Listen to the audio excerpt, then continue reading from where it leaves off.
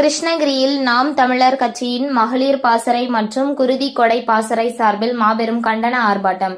கிருஷ்ணகிரி புதிய பேருந்து நிலையம் அருகே நாம் தமிழர் கட்சியின் மகளிர் பாசறை மற்றும் குருதி கொடை பாசறை சார்பில் கோவை கல்லூரி மாணவிக்கு நீதி கேட்டு மாபெரும் கண்டன ஆர்ப்பாட்டம் நடந்தது. குருதி கொடை பாசறை மாநில செயலாளர் சிலம்பரசன் தலைமை வகித்தார். மண்டல செயலாளர் பொறியாளர் ரமேஷ், மாநில பேச்சாளர் இடிமுரசு, மாநில ஒருங்கிணைப்பாளர் மாரிமுத்து, மாநில மகளிர் அணி பாசறை சீதாலட்சுமி உட்பட பலர் கலந்து கொண்டனர். இந்த ஆர்ப்பாட்டத்தில் வேலை பார்க்கும் பெண்களுக்கு பாதுகாப்பு இல்லை, பெண்களுக்கு பாதுகாப்பு வழங்க வேண்டும், பாலியல் குற்றவாளிகளுக்கு கடுமையான தண்டனை வழங்க வேண்டும்.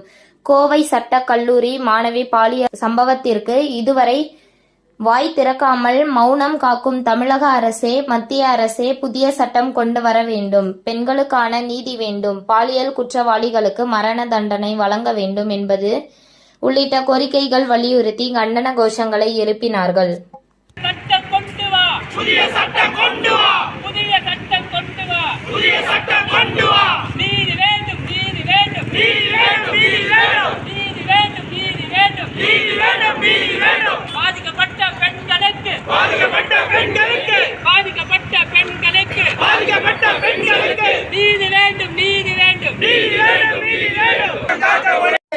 இந்த முறை வெற்றி பெற்றே ஆக வேண்டும். இல்லை என்றால் மாவட்ட தலைவர்களிலிருந்து செயலாளர் வரை அனைவரையும் தூக்கி விடுவேன் என்று.